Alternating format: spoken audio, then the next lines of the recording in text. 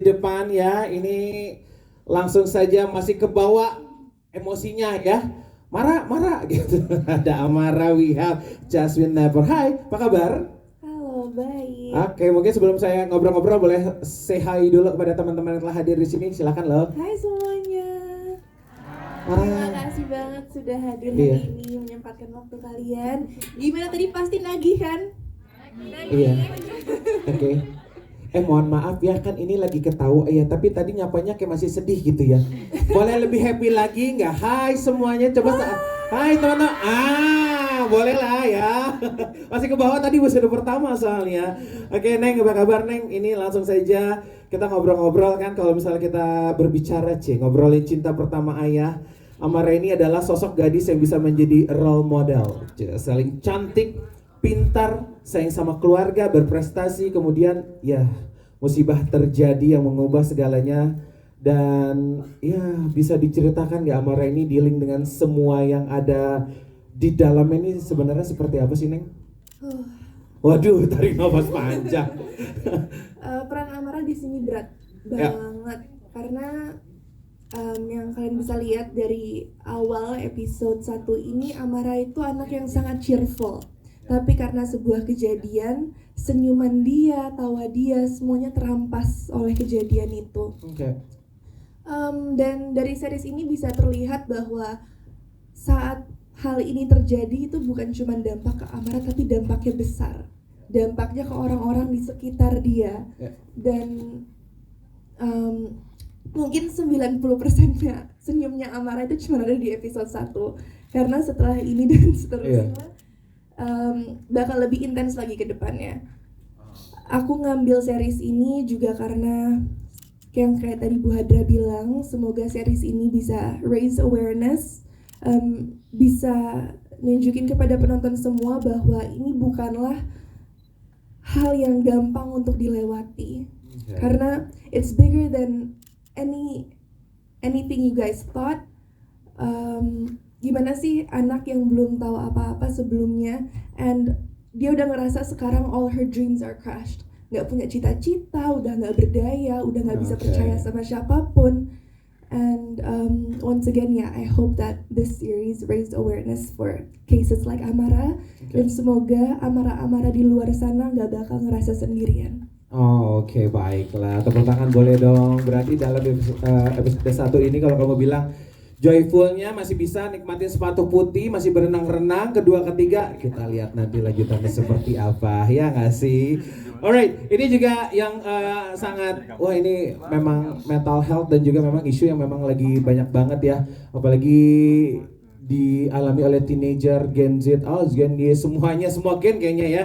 Tapi kalau misalnya ini sebagai Amara, ini mengalami PTSD atau Post Traumatic Stress Disorder. Ini karena mengalami kekerasan seksual. Ini kan juga butuh pendalaman emosi, pendalaman karakter.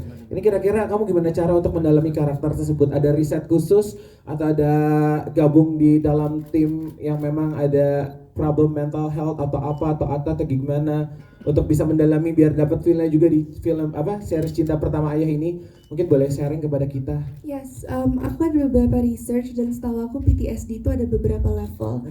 Dan Amara ini udah termasuk level yang parah, sudah bisa berimajinasi, berhalusinasi bahwa itu masih terjadi kepada dia.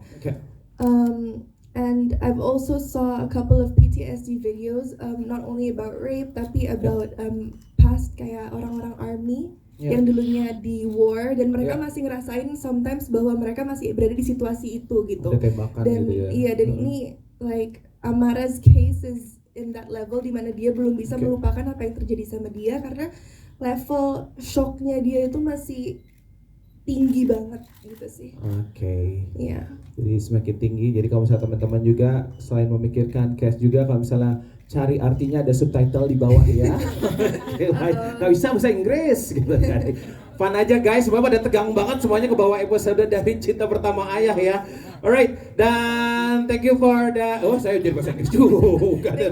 Thank you for the answer. Mara, berarti langsung saja aku mau ngobrol-ngobrol nih juga yang sudah fanbase-nya juga menanti-nanti ada Ghazali. Say hi dulu boleh dong, silakan. Hai semuanya. Udah mulai semangat ya. Coba boleh sama lagi ya biar semangat biar nggak sendu-sendu banget gitu loh. Hai semuanya. Apa kabar Al? Alhamdulillah baik. Oke, sehat ya, dan pastinya juga support system terbaik selain keluarga di film ini. Kita bisa melihat nyata bahwa memang ada Bunda Maya yang ikut support. Hai Bunda. Oke, baiklah. Ali, langsung aja ngobrol-ngobrol ya. Ini pada cinta pertama ayah ini kelihatannya kamu kembali menjadi sosok perfect boyfriend. Widih. Sebenarnya apa sih yang membedakan karakter Steven dan juga karakter yang telah kamu perankan sebelumnya? Selain mukanya cakep, udah gitu aja. Boleh dijawab Al, silahkan. Yang membedakan karakter dari sebelumnya. Yang membedakan sebenarnya juga agak beda sih. Cuma apa ya, juga bingung juga takutnya. Ini baik banget sih, kayak memprotek kayak walaupun ya amarah udah terjadi. Ya sexual thing kan, tapi Seven tetap mau perjuangkan, tetap mau kayak ayo kita cari siapa pelakunya gitu. Tetap masih walaupun dia udah terkena kekerasan seksual, dia tetap ada selalu ada buat Amara. Masih menerima kenyataannya bahwa Amara tuh korban. Jadi kurang lebih seperti itu. Dan fun fact-nya memang dari cinta pertama ayah tadi kita udah ngobrol-ngobrol bahwa kalian ini sebenarnya belum nonton secara live ya, ibaratnya cara yang langsung ya. Tadi cara di kan feel-nya juga pasti beda ya. Tadi gimana tadi melihat episode pertama untuk Al sendiri? Udah mulai intens ya, udah intens banget. Soalnya kemarin aku juga udah sempat nonton yang sampai ke-5, 2, 3, 4, 5 tuh kami makin intens dan makin penasaran. Jadi ini tuh udah intens, nanti kedua sampai ke-8 makin intens. Makin intens lagi. Dan tadi kalau misalnya saya bilang kan nanti filmnya akan ada di 4 Januari ya, 27 Januari. Tapi sebenarnya 27 ya. Tapi sebenarnya kalau bisa ekspres bisa, tapi nanti aku akan ceritakan panjang kali lebarnya lanjutan seperti apa ya. Oke, lanjut. Terima kasih Al. Yes, dan langsung aja kita ngobrol-ngobrol kepada Ayah. Oke, baiklah. Silakan. Oke, Mas Ripno, boleh sapa-sapa dulu silakan teman-teman yang hadir di sini semua. Komedi loh dia loh. Halo. Selamat sore teman-teman semuanya. Terima kasih sudah mau datang dan melihat hasil karya kami ini. Mudah-mudahan senang. Oke, berat banget memang suara aslinya ya, gitu ya. Iya. Suaranya berat, bagus berarti. Oke, tapi ngomongin ngobrol-ngobrol sebelum kita lebih intens lagi fun fact Mas Ripno ini. Oke, ini ingin mengucapkan selamat karena baru saja mendapatkan penghargaan Best Actor in Supporting Role in Asia Academy Creative Award atau AACA 2023 di Singapura atas aktingnya di video original series berjudul 96 Jam. Selamat Mas Indonesian Pride. Oke, baiklah. Lanjut. Pertanyaan selanjutnya. Jadi apa nih yang sebenarnya membuat Mas Ripno sendiri menerima peran ini dan kalau boleh jujur apa sih sisi menariknya dari series ini bagi ayah sendiri? Ada ayah aja Bang. Iya, apa ya? Aku itu masih terngiang-ngiang nih setelah nonton tadi itu. Itu soundtracknya siapa sih bikin nangis terus itu? Yang jelas ini 1 tahun malah sebelum syuting aku udah dikasih tahu sama Bu Sonia, diceritakan kisahnya, dan itu sampai rumah aku kepikiran terus. Karena Bu Sonia itu kalau storytelling itu memang bener-bener jago banget, jago banget. Itu bener-bener langsung kita kebayang karakternya, kita kebayang apa yang mau kita kita lakukan untuk karakter itu, dan kita itu nggak bisa move on dari situ gitu. Kita kepikiran terus, waduh ini kapan sih gitu. Lalu produksi sama Bu Adra gitu kan, yang kita bahas malah judul ini gitu. Dan aku tahu ternyata Bu Adra yang direct gitu. Wah, aman nih, udah aman nih. Ya tinggal cast-cast yang lain gitu. Tapi yang jelas setelah aku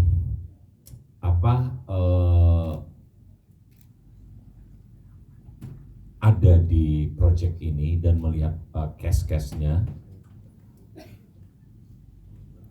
apa yang diceritakan Bu Sonia dari awal sampai akhir itu tergambarkan dengan jelas dan detail, perfect gitu. Bagaimana suasana-suasana itu dari awal gitu, dan aku kebayang tiba-tiba anakku Yasmin yang kita cuma lihat-lihatan aja udah sama-sama bisa ngeluarin air mata, cuma lihat-lihatan aja gitu.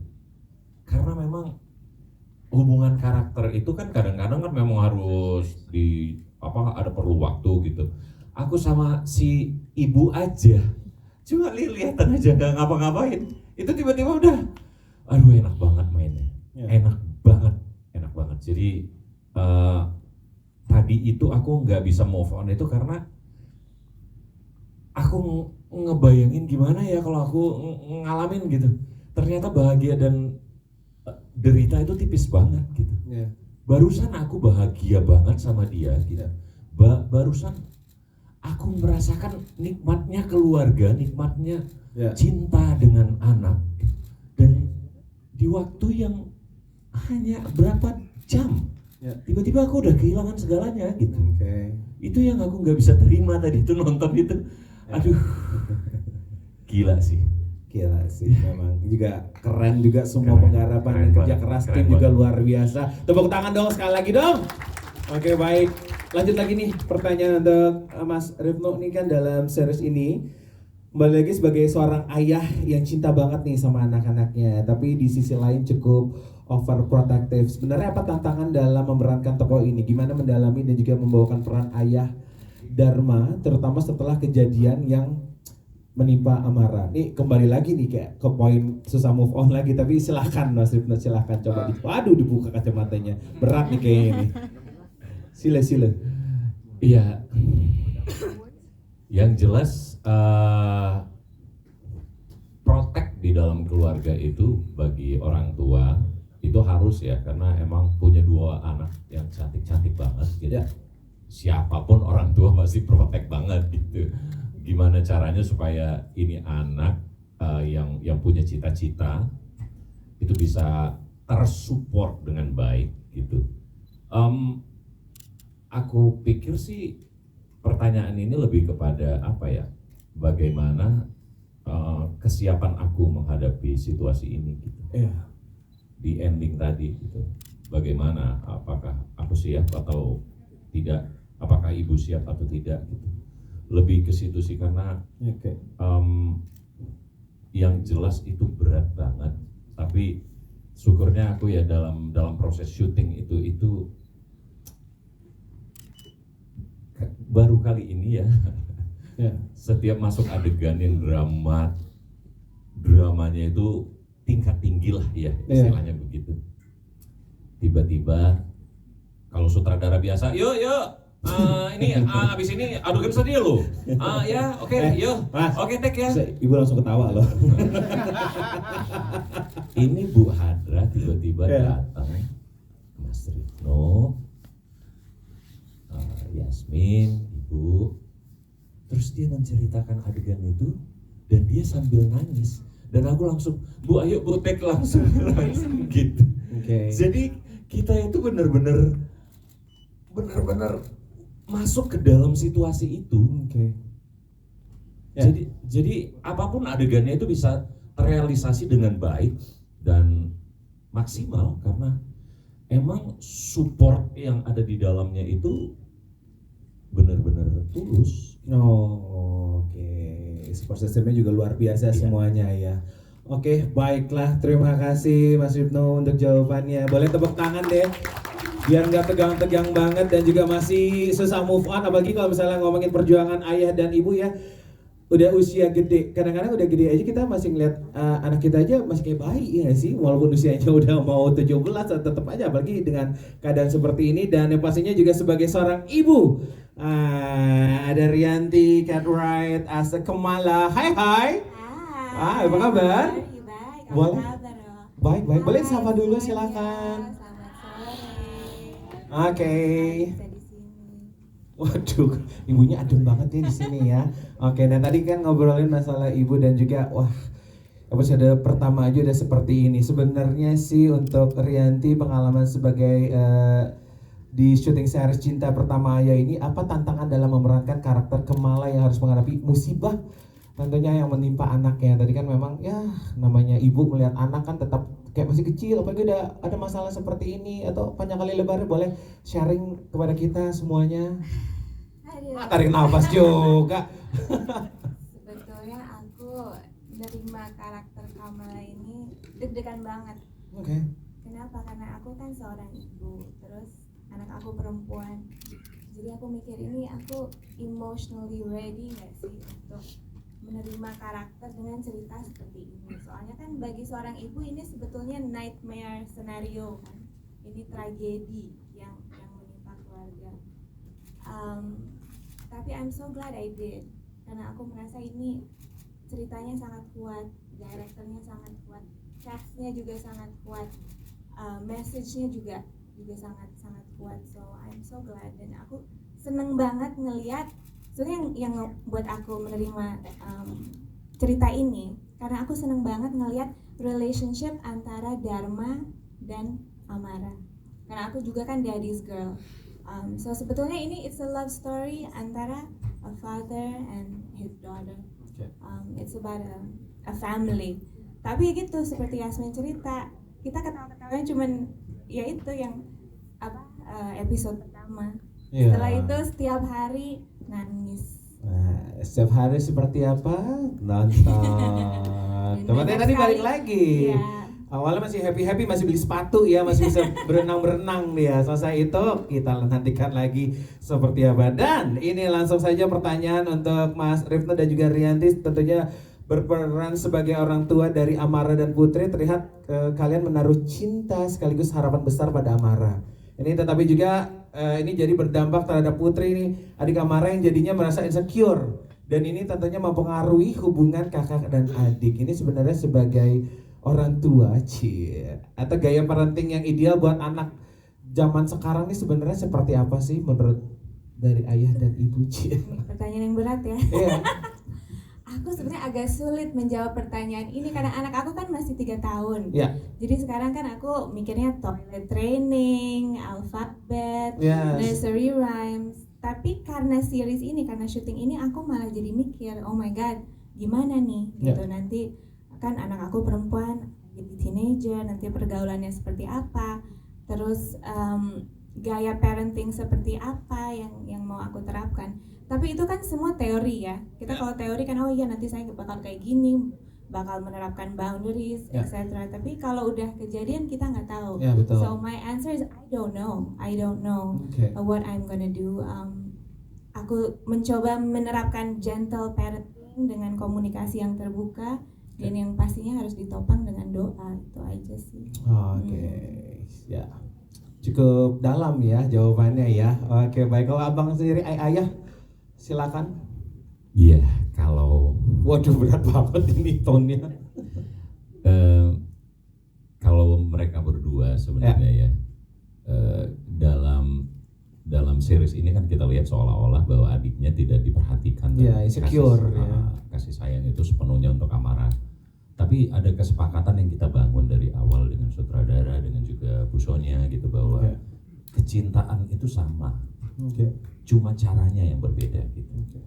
Bahwa ke adiknya itu tidak perlu lagi ada kata-kata yang verbal karena orangnya aja selengean gitu kan. Ternyata setelah ini sebenarnya pola ini aku mengambil dari kayak di beberapa keluarga gitu. Misalnya di keluargaku, kakak beradik 9 orang, maaf ya banyak, sorry banget. Dan ternyata setelah dewasa, kenapa sih orang tua kurang perhatian sama aku gitu? Ternyata beda, cara mendidiknya memang beda gitu. Bukan berarti tidak sayang gitu. Ternyata setelah dewasa kita tahu bahwa yang paling disayang itu adalah yang tidak diperhatikan, yang seolah-olah tidak diperhatikan itu gitu. Gitu. Jadi nafas itu yang aku bawa untuk ke keluarga ini sebenarnya gitu. Bukan berarti tidak sayang ke anak yang kedua, tapi karena kakaknya mungkin lebih pintar dan caranya itu mungkin dia lebih kan beda ya ketika adik lebih menggunakan otak kiri dan kakak otak kanan. Ya. Cara mendidiknya juga beda gitu. Oke, dan sebenarnya bukan masalah orang tuanya juga, karena dari kakak ke adiknya aja juga cara kasih sayangnya berbeda. Tadi kan sempat dilihat sini ya kan, sebenarnya gue nggak benci lo tahu, karena itu sebenarnya memang kasih sayangnya caranya aja yang juga berbeda. Adiknya aja mau ngebela orang tuanya. Ah,